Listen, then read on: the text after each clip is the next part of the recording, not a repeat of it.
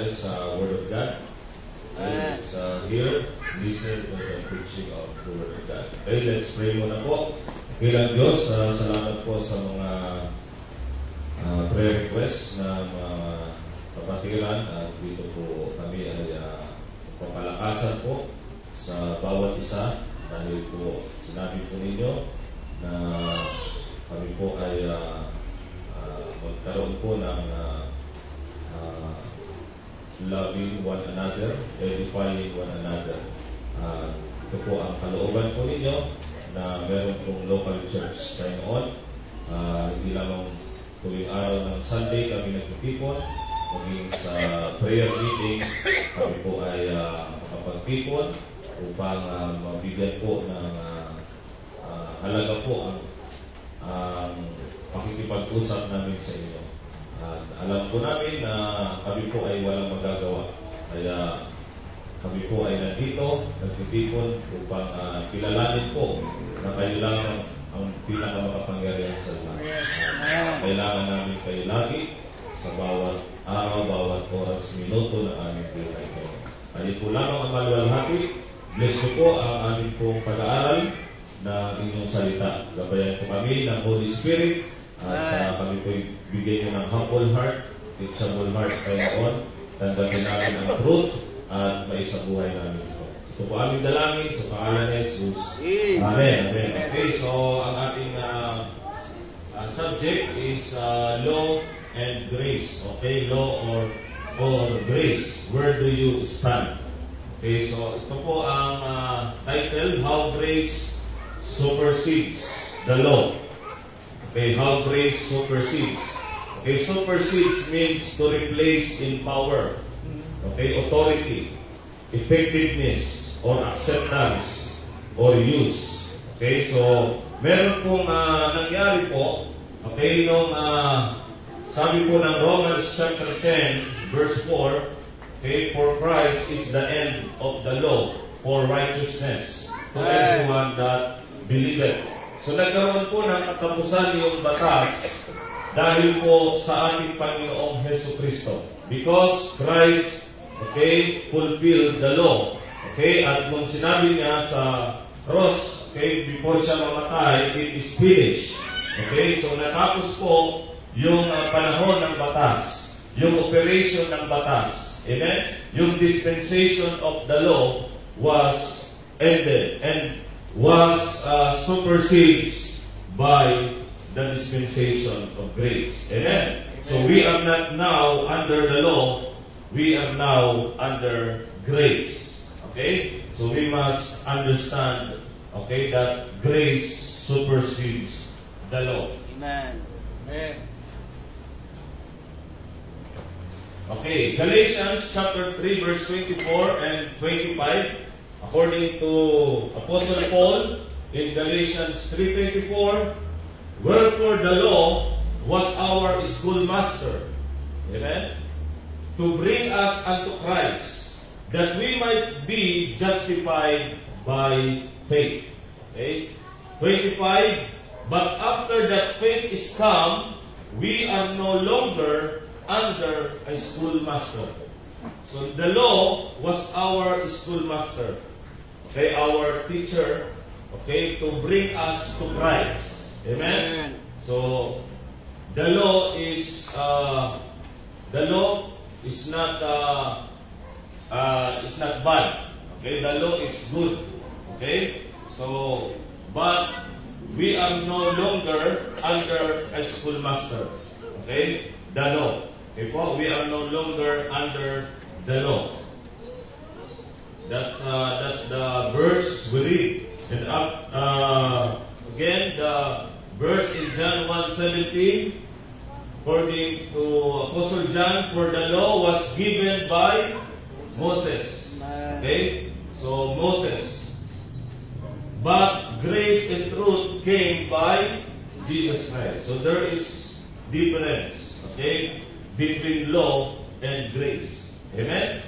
So, that's why, as introduction, when Paul wrote to the Galatians, he reminded them that the law was our schoolmaster to bring us unto Christ.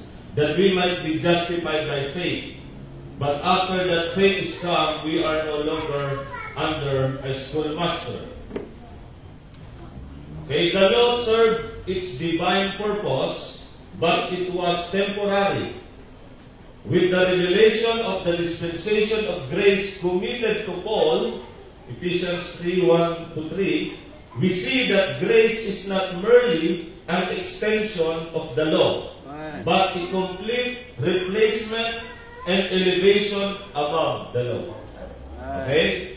So, understand. So, tayo po, no, ay hindi na po sa panahon ng batas. Okay? Ang batas po, okay, sa panahon pa ni Moises. Meron na po pinahayag ang Diyos kay Paul, at yun po yung tinawag na dispensation of the grace of God. Amen? So, do you believe in dispensation?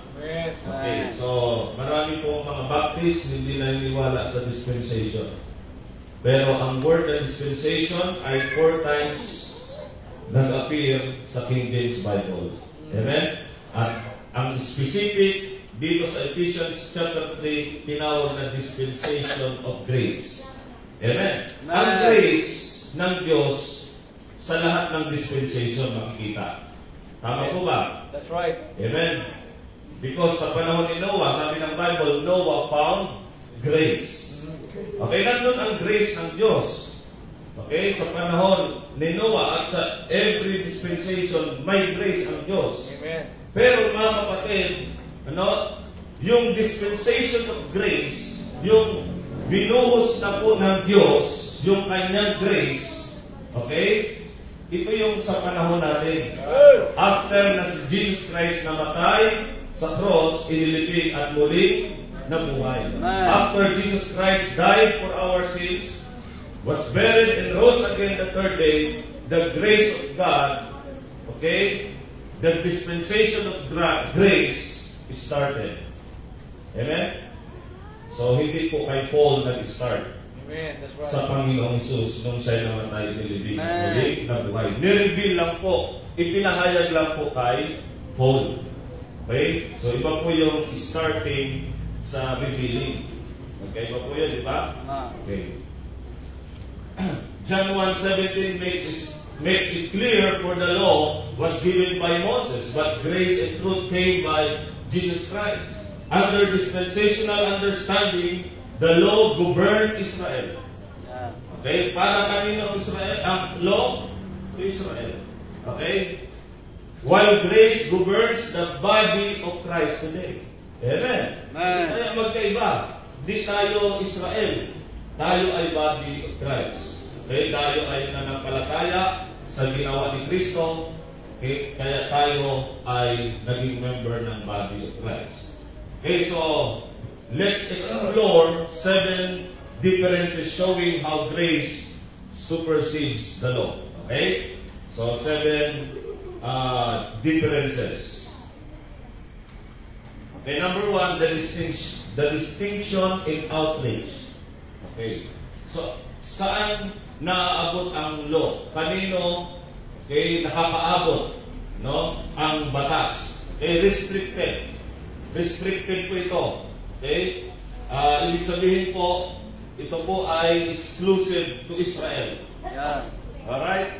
So the Mosaic law was given to Israel exclusively. That's right. Hindi para sa Gentile yan. Para yan sa Israel. At sa Old Testament, wala pang body of Christ. Dalawa lang pong klase ng tao. Okay? There are 2 classes of people, okay, existing, okay, in the time of Old Testament. The Jew and the Gentiles. The body of Christ is not yet, okay, existed, mga kapatid. Amen. The body of Christ started at the cross. And then the feeling of the body of Christ, the membership in the body of Christ in Acts chapter 2. Amen? Alright. Okay. And then the revelation of the body of Christ is to Apostle Paul. Amen? So that's why, mga kapatid, dapat makita natin the law is restricted only to the nation Israel. Romans chapter 9 verse 4. Romans chapter 9 and verse 4. Okay, according to the book of Romans chapter 9 verse 4. Okay, who are Israelites to whom pertaineth the adoption and the glory and the covenants and the giving of the law and the service of God and the promises. So, according to Apostle Paul, okay, the giving of the law, okay, ito po yung binigay sa Israelites. Amen? So, hindi po sa Gentile. God's covenant people, sila po ang Jew. Okay? Israel, setting them apart from the nations. So, sila lang po ang binigyan ng Diyos ng batas. So, sila po yun, mga kapatid. Ang Gentile po, sa panahon ng Old Testament, they were called dogs without God, without hope. That's right. Okay? Aliens from the commonwealth of Israel. That's right. Okay? Strangers from the covenants of promise. That's right. Kaya ang Gentile po, walang pag-asa. Tayo po, ngayon, na Gentile, na nagkaroon tayo ng kaligtasan, mga kapatid, dahil po, hindi na tayo under the law. Hey.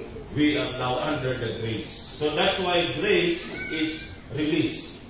Ibig sabihin nito, mga kapatid, no? Grace reaches beyond Israel. Hindi lang Israel, mga kapatid. Okay? Ang kaligtasan ngayon. Dito, salvation is of the Jew. Nakuha natin?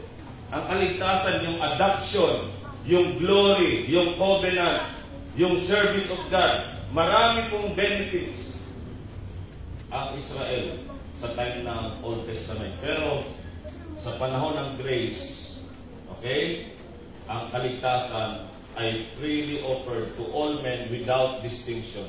Amen? Jew and Gentile. Sabi ng Bible, in this dispensation, both Jew or Gentile are united in one body. So hindi na po ang Israel ang nag-ano po ngayon, okay, nag-arise. Okay? Actually sa panahong ito, okay, ang Israel, sila po ay nag-fall na. Okay po? Sila po ay blind. So sila po ay spiritually blind because they rejected their Messiah. They killed their Messiah. Nakuha po natin? Okay, so mga kapatid, yan po ang kaibahan, distinction in outreach. Okay, ang naaabot. Okay, ang law, restricted sa Israel. Pero yung grace, para sa lahat. Amen? Jew and Gentiles. Number 2, the distinction in offering. In offering. So sa panahon ng law, repeated sacrifices. Paulit-ulit. Okay, the blood of bulls and goats could never take away sins. Hindi nakakapagtanggal ng kasalanan. Okay, ano lang po yan, takip or cover. Okay, remit. Sacrifices were continual, kaya tuloy-tuloy, kasi hindi naman natatanggal.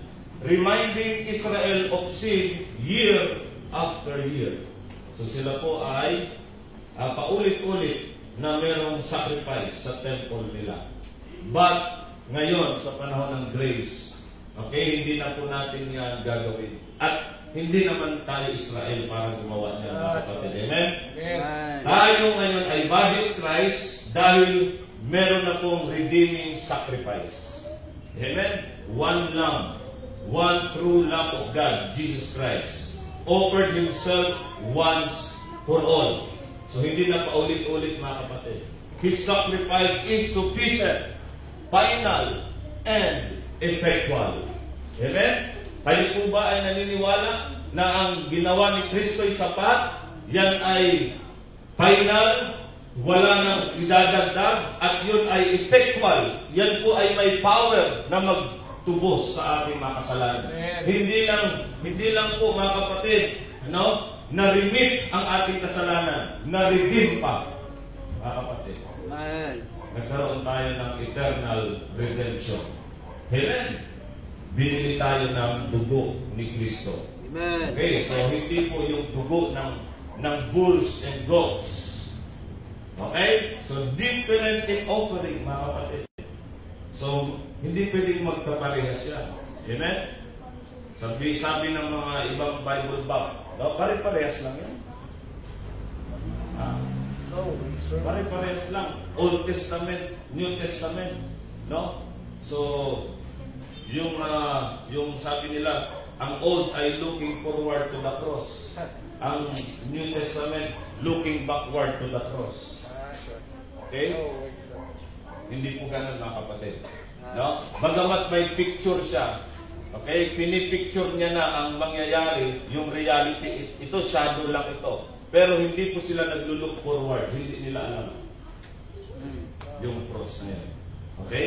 Hindi nila alam, no, na mamamatay si Kristo sa cross. Ang naglo-look forward ang Diyos. Okay? Nakuha pa natin?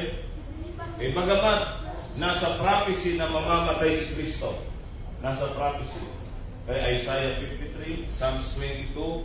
Okay, pero mga kapatid, hindi nila alam yung body of Christ. No, yung mystery plan ng Diyos. Hindi nila alam yun. Okay? Kuha po natin, mga kapatid, because ang death ni Jesus Christ is according to the Scriptures. Diba? According to the Scripture. So, merong prophecy na mamamatay si Kristo. Okay? Pero hindi nila alam yung magiging epekto ng kamatayan ni Kristo na magkakaroon ng dispensation of grace. Hindi nila alam po. Amen? So, yan po mga kapatid. Christ, the one true Lamb of God, offered Himself once for all. Number 3, the distinction in officer. So, sabi dito, sa panahon ng law, meron tinatawag ng mga Levitical priesthood, mga pare. Israel approached God through a mediator of men who themselves were sinful and had to offer sacrifices for their own sins. So, yun po mga kapatid, merong mga pare na namamagitan, okay, sa kasalanan ng tao. Okay, para mapatawad sila. Sila po yung nag-offer doon sa temple. But now, sa panahon natin ngayon, grace, okay, the Lord as High Priest, si Jesus Christ po. Amen. Amen. So, hindi na natin kailangan po ng pare. Dahil si Kristo na po, ang ating direct access to God. Okay? We have direct access to God through Christ Jesus, our risen head. He is our high priest in heaven, ever living to make intercession, mga kapatid. So, hindi po, no, ang mga pare, no, ang lalapitan mo para magkumpisal ka ng kasalanan mo. Okay. Hindi po. Okay? Because we have now, okay, the high priest, the Lord Jesus Christ. Okay, number 4, the distinction in order. Order, yung pagkakasunod-sunod. Okay, law. Sa panahon ng law, sheep for the shepherd. Under the law, sheep died for Israel's sins. The flock bore the burden of judgment. So yun po, pinapatay po ang tupa. Okay? At yan po ay binibigay sa Panginoon. Sa grace, mga kapatid, shepherd for the sheep. Christ, the good shepherd, laid down His life for His sheep. He bore the judgment so the flock might live, mga kapatid. Amen? So, hindi po tayo magkakatay po dito ng tupa dahil si Kristo na po, binigay niya na ang kanyang buhay para po sa atin. Amen? So, yan po mga kapatid. Distinction, magkakaibahan sa order. Number 5, the distinction in obligation. Okay, under the law, works required. Amen. Okay, works required. Bakit? Israel's covenant demanded both faith and works of obedience. Deuteronomy 28, okay? Meron po dyan blessing in curse. Kapag sumunod ka, blessing. Pag hindi ka sumunod, curse. Manatid, blessings were conditional upon performance.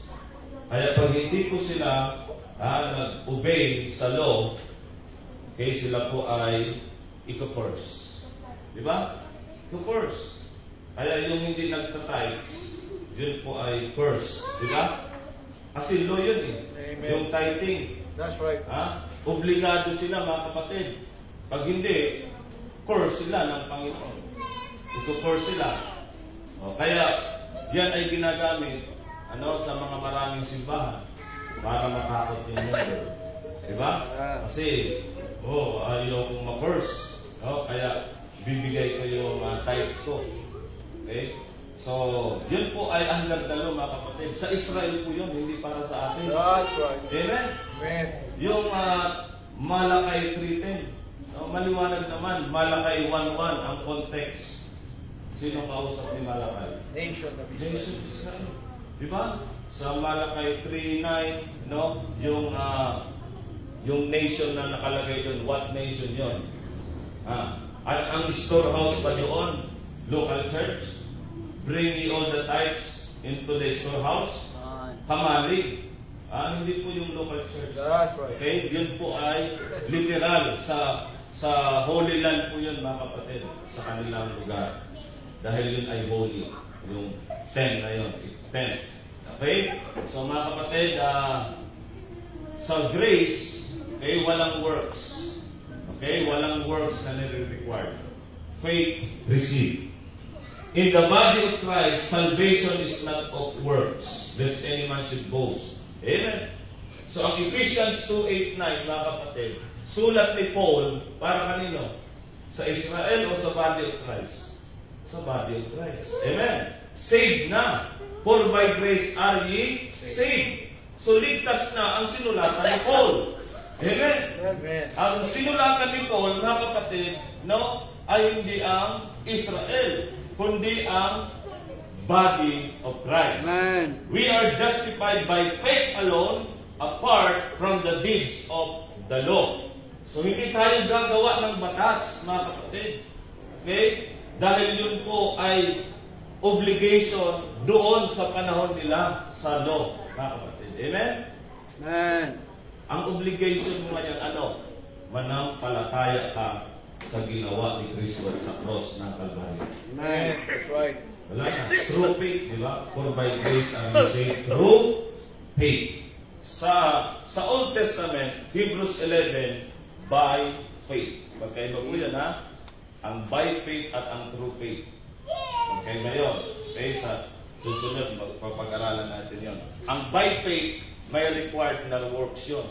By faith, Noah. Paano niya in-express yung faith niya? He built an ark. He prepared an ark. Yeah. Amen. That's right. Pag hindi siya naggumawa ng arko, hindi siya safe.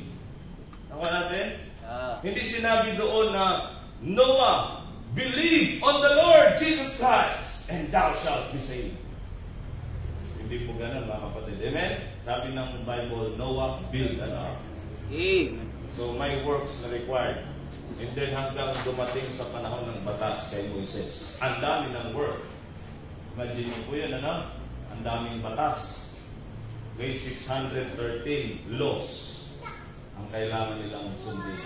Kaya nga, ang grace doon sa kanila, pag na-violate nila yung law, mag-offer sila ng animal sacrifice. Amen. Kasi wala namang nakakasunod talaga ng law eh. Kasi sabi ng James, pag nasunod mo yung siyam, hindi mo nasunod ang isa, guilty ka sa lahat. Di ba? Doon sa 10 utos, nasunod mo ba ang 10 na utos? Walang makakasunod doon. Kaya nga, meron pong grace ang Panginoon doon, yung dugo ng hayop. Pero sa panahon ito, mga kapatid, ang grace dito, the riches of His grace, dugo ni Kristo. Hindi lang po tinatakpan ng kasalanan, tinanggal ang kasalanan po natin. Pinatawad lahat ng kasalanan po natin. Amen. That's right. So, walang deeds of the law. Magkaiba ang obligation. Okay, number 6, the distinction in outcome. Yung result. Okay, yung effect. Sa law, sa panahon ng law, saan pumupunta ang righteous? Paradise. Yung righteous. Okay, paradise. Paradise. Sa Abraham's bosom, before the cross and resurrection, the righteous dead were comforted in Abraham's bosom. That's right. Hindi po langit, mga kapatid, hindi third heaven po yan. Doon po yan sa ilalim. Heaven's gates were not yet open. Wala pang pumupuntang tao sa panahon ng law. Sa langit, wala pang pumupunta doon. Amen? Pero sa panahon ng grace, presence in heaven. Now, sabi ni Paul, absent from the body is present with the Lord. Amen. Amen? The redeemed in this dispensation have a heavenly calling, not an earthly kingdom.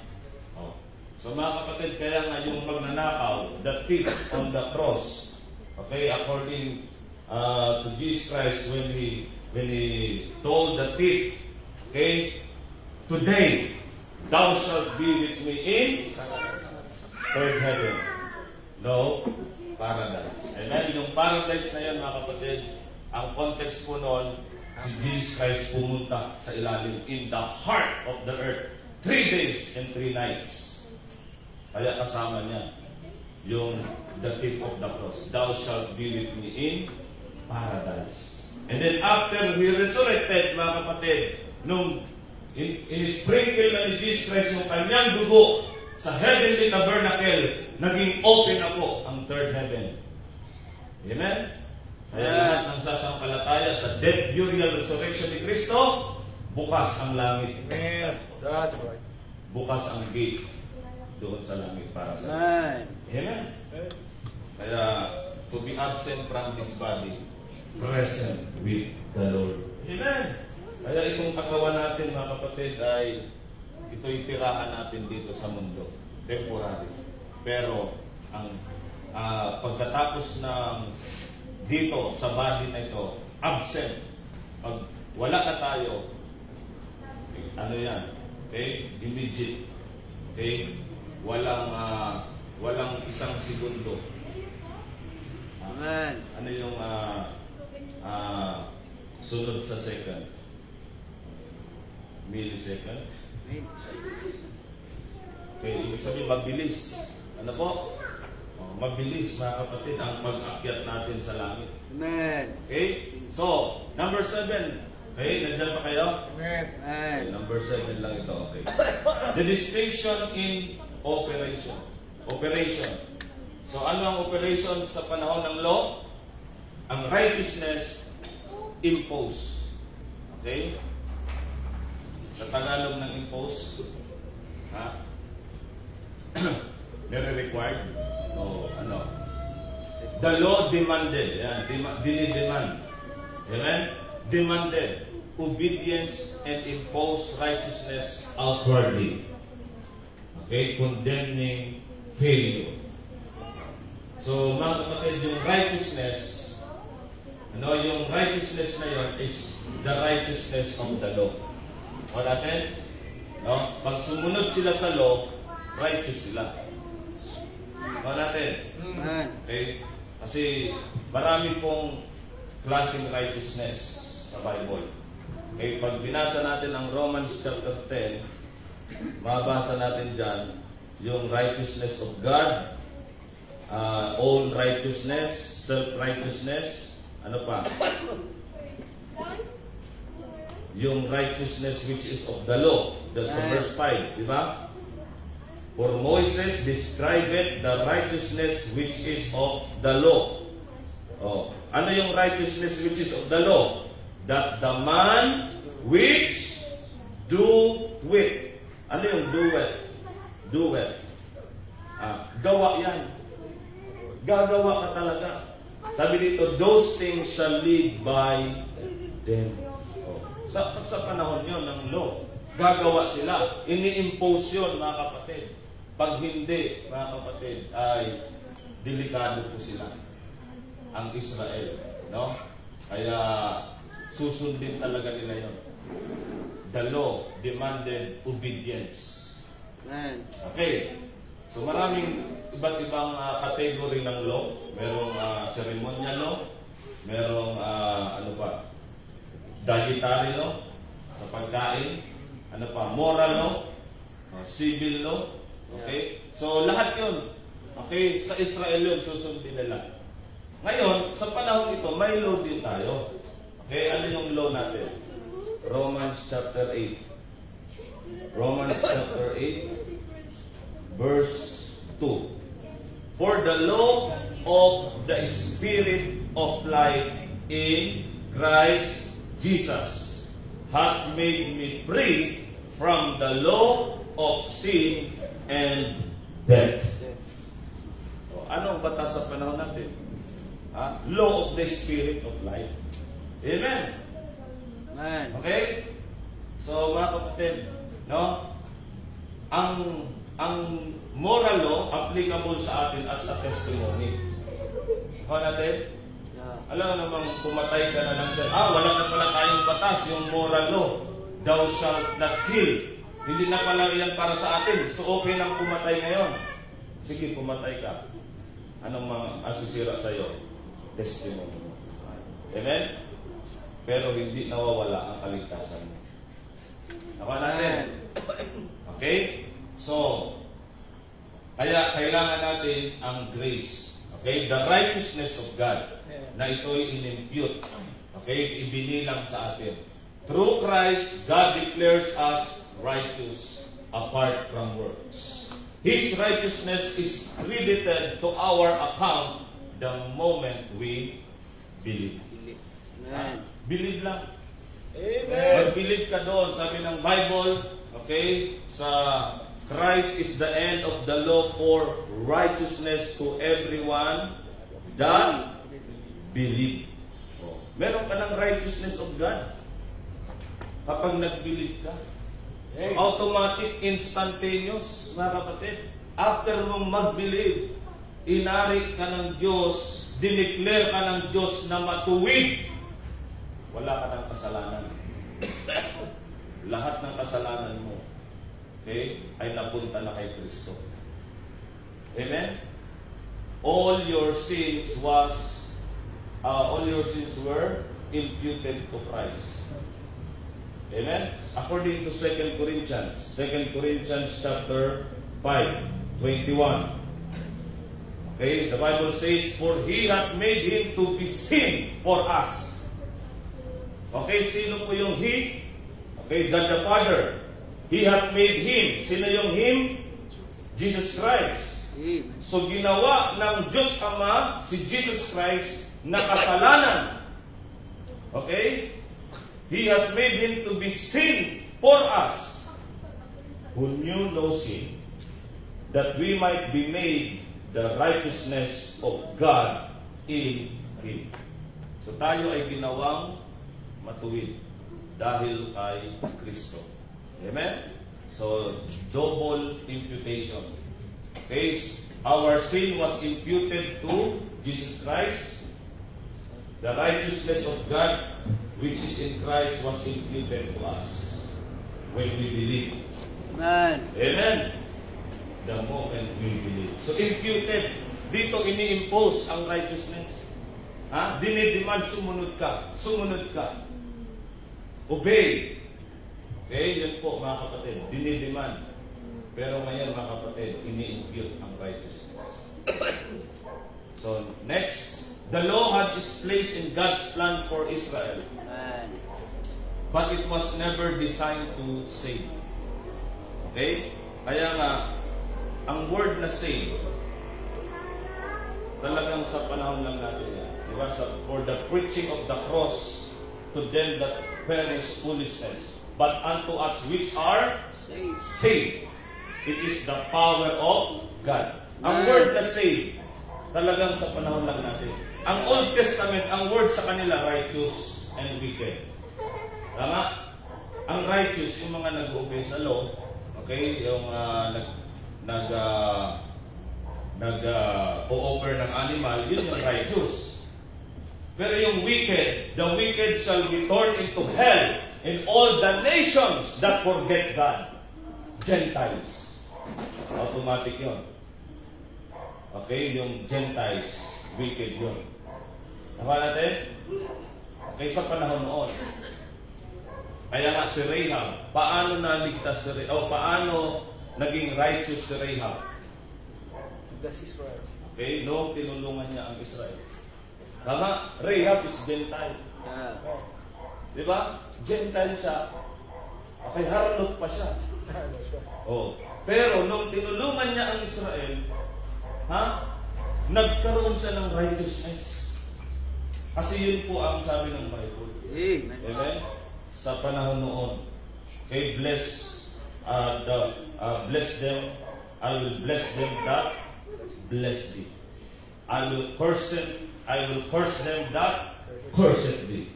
Covenant yan ng Panginoon sa Israel. Okay, kaya sa panahon noon dapat magpa-circumcise sila, diba? I-bless nila ang Israel, maging proselyte Jews sila. But now, hindi mo kailangan gawin yan. Amen? Hindi mo kailangan i-bless ang Israel para maging righteous. Manampalataya ka sa death, burial, resurrection ni Kristo at ikaw ay automatic may impute sa iyo ang righteousness of God. Amen? So magkaiba, di ba? Okay, si Rahab po, hindi po nanampalataya sa death, burial, resurrection. Amen. Okay? So, grace, however, brings life, liberty, and lasting righteousness through the finished work of Christ. Amen? Okay, so, call to action under grace. So, ngayon, alam natin, hindi na tayo under the law. Under grace na tayo. Ibig sabihin pa niyan ay pwede nang gumawa ng kasalanan. Lisensya pa yan. Wala ka ng batas pala. Di kahit ano pwede mo nang gawin.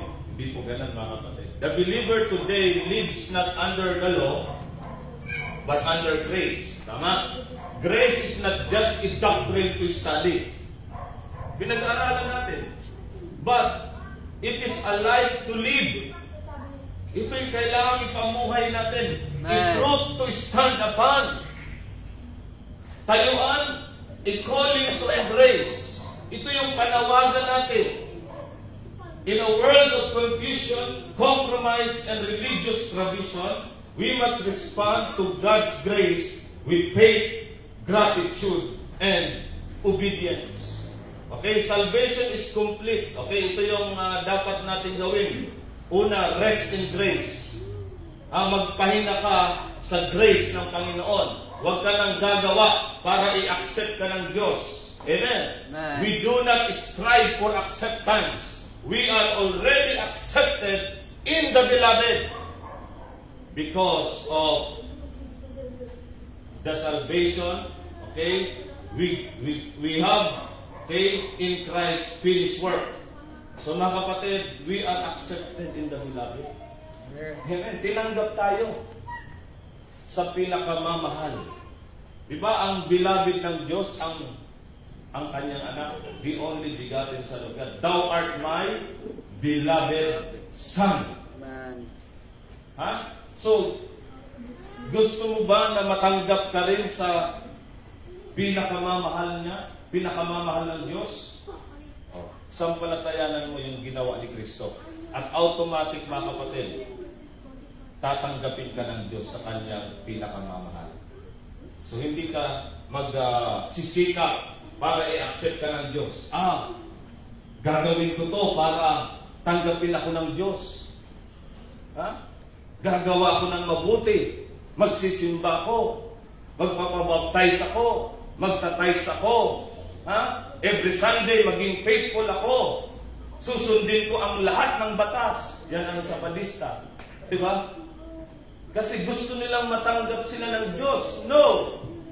First fruit ako. Magpi-first fruit.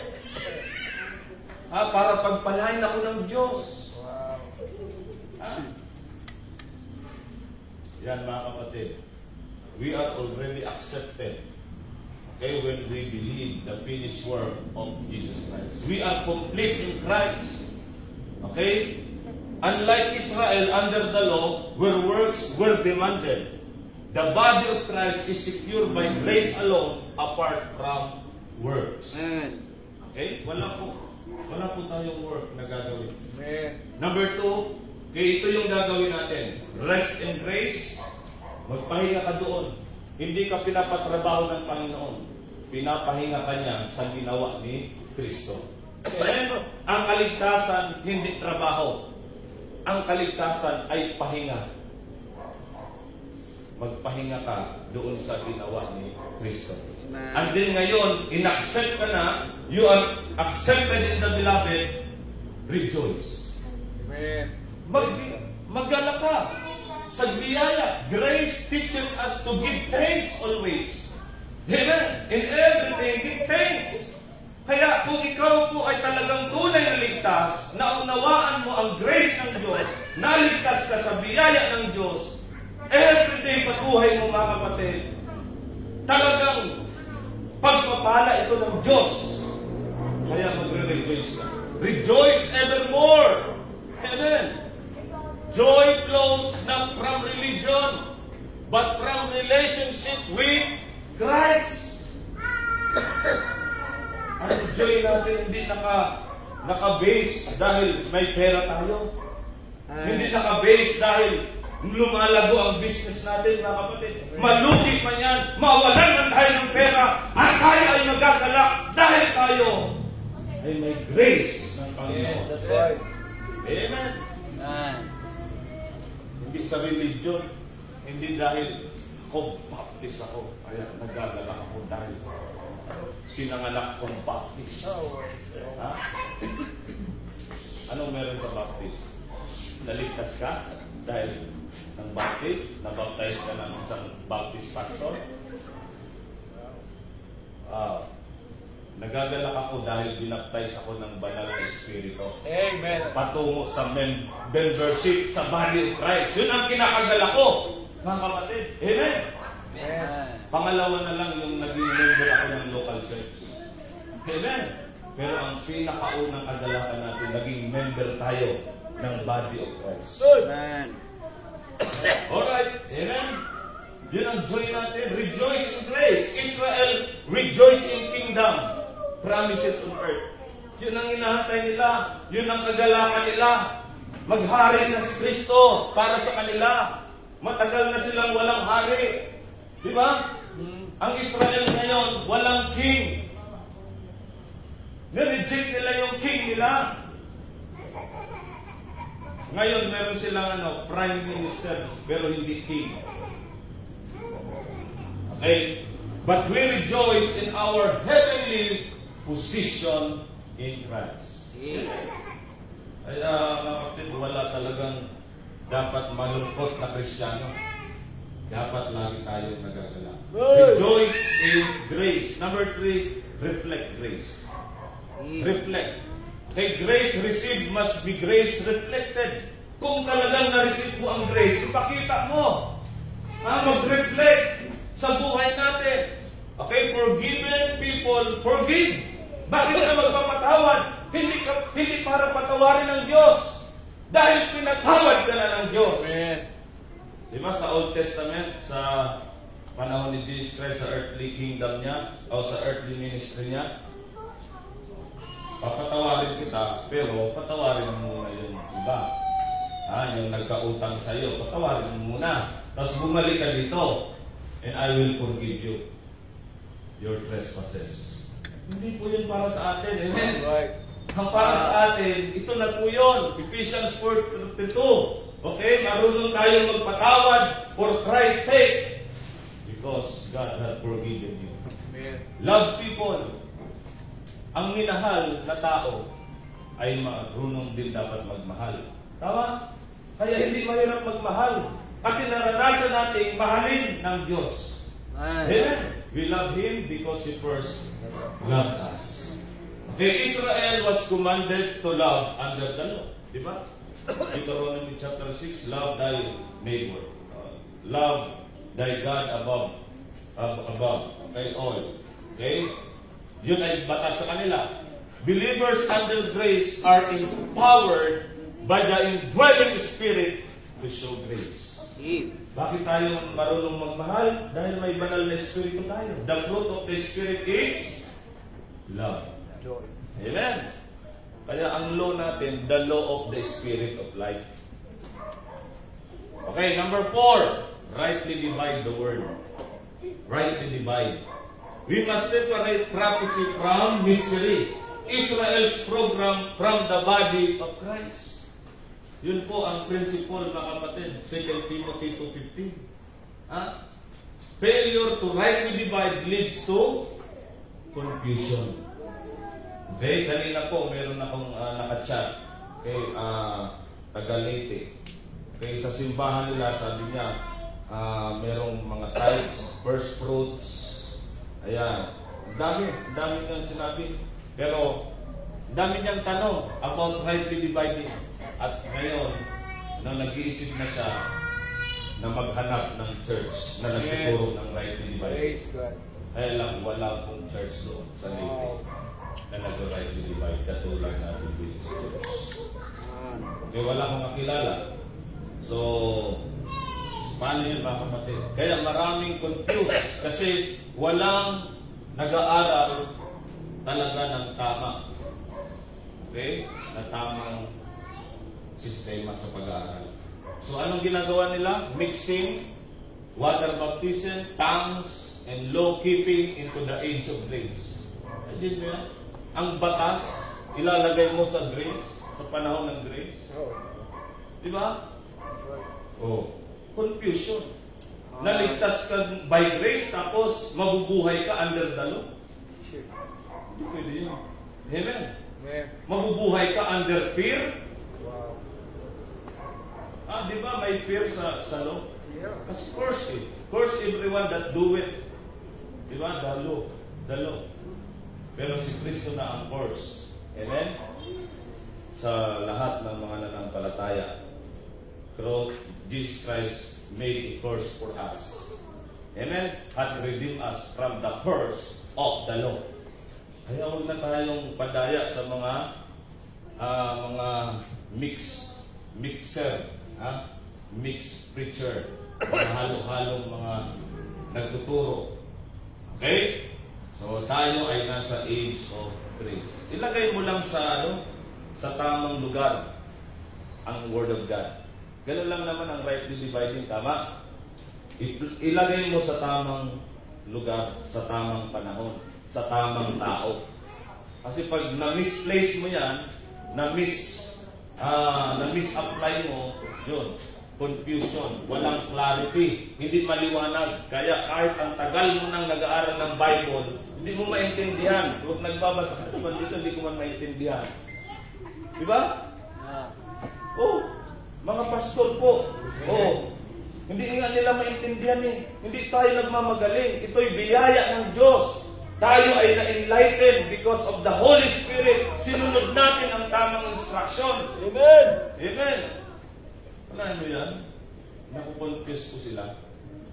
Dahil po pinaghahalo.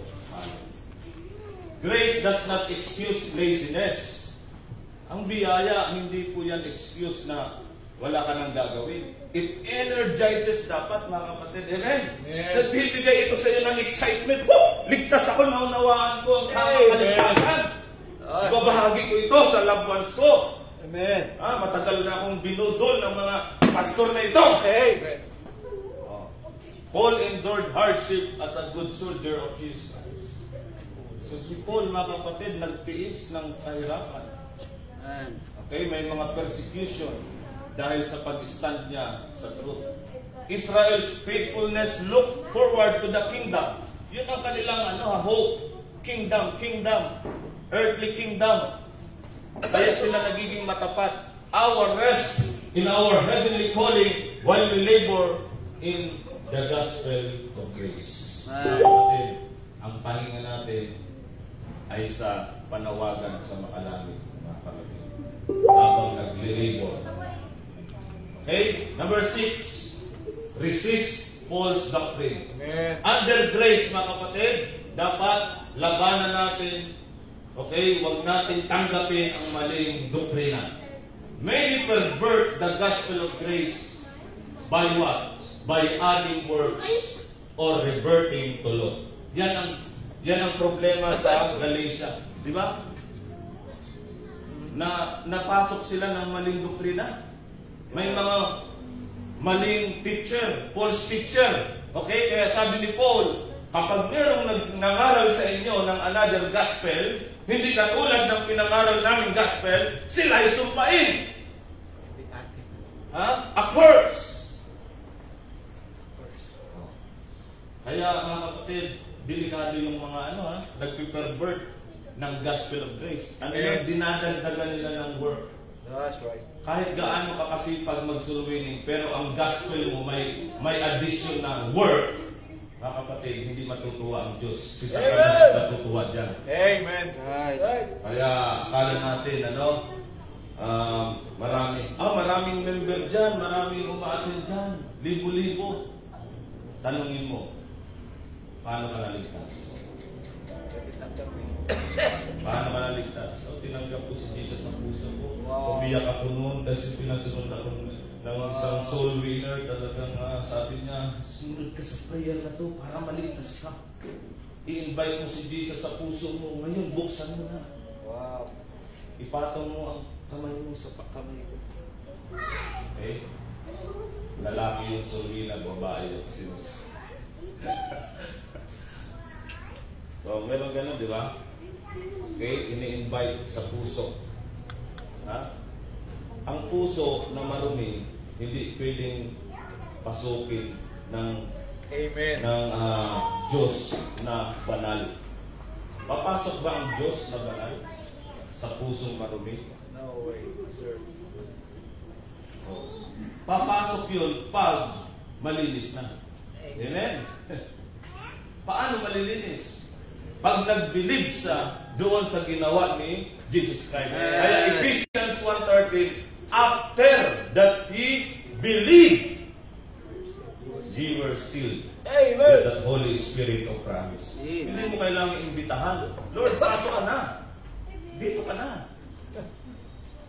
Ngayon na. Hindi po ganun. Okay?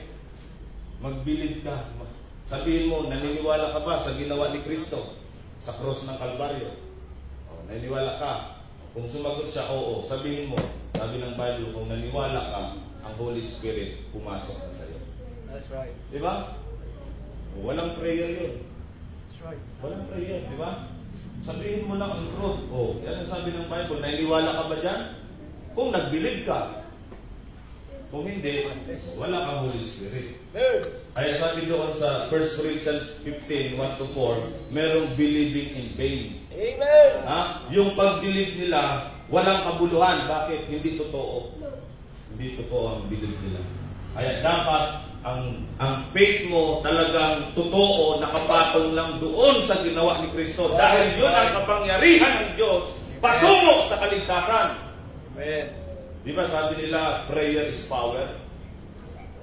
Di ba? Meron kayo narinig, prayer is power. More prayer, more power. Less prayer, less power. Mali yun. Okay? Ang power po sa Diyos, hindi sa prayer. Amen. Amen. Nakuha natin? That's right. Okay? Ang power of God unto salvation ay hindi sa prayer natin, kundi sa Ebanghelyo ni Kristo sa cross ng Kalbaryo. Amen? Amen. Okay. So today, Aaron is rejecting Paul's distinct revelation. Yung mystery of the gospel na yun, okay, yun po ay binigay kay Paul. Kaya sabi niya, my gospel. Okay, Romans 16:25. So ipaglaban po natin ito, mga kapatid. Contend earnestly for Paul's gospel. Kapag hindi ito ang gospel mo, perverted yan.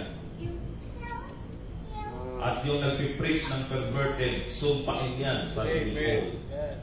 Okay, may ano po yan, may authority yun. Kasi ang nag-reveal kay Paul ay si Jesus Christ. Kaya may authority. Number 7, preach others with grace. Rich. Abutin natin. The grace we have received is too great to keep to ourselves. Ano? Ang dami nito mga kapatid. Ang yaman natin sa biyaya. Amen. Mayaman na tayo mga kapatid. Naniwala kayo, mayaman na kayo? Amen. O sige, itaas ninyo ang inyong pitaka. Hindi po ganun mga kapatid. Okay? Mayaman tayo. Okay? Sa biyaya ng Diyos, hindi sa material. Okay? So, huwag nating sarilinin. Paul was sent to the Gentiles to make known the unsearchable riches of Christ. Ipakilala natin ito mga kapatid. Kaya nga si Paul hindi na siya nag-asawa, di ba? Kasi wala na siyang problema. No? Kasi kung may asawa, anak pa siya, hindi niya malilibot ang mga bansa. Di ba? Kaya sobra-sobra ito, sabi niya, unsearchable riches. Kayamanan ito mga kapatid. Israel was to be a light to the nations. Okay? Sa millennium yan mangyayari.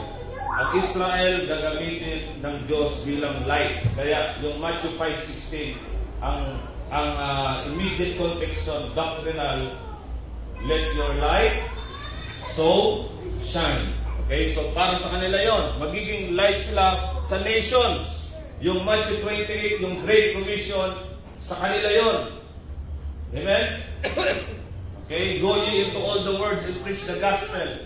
Teach all nations, baptizing them in the name of the Father, the Son, the Holy Ghost. Sa kanila yon mga kapatid, commission sa kanila yon.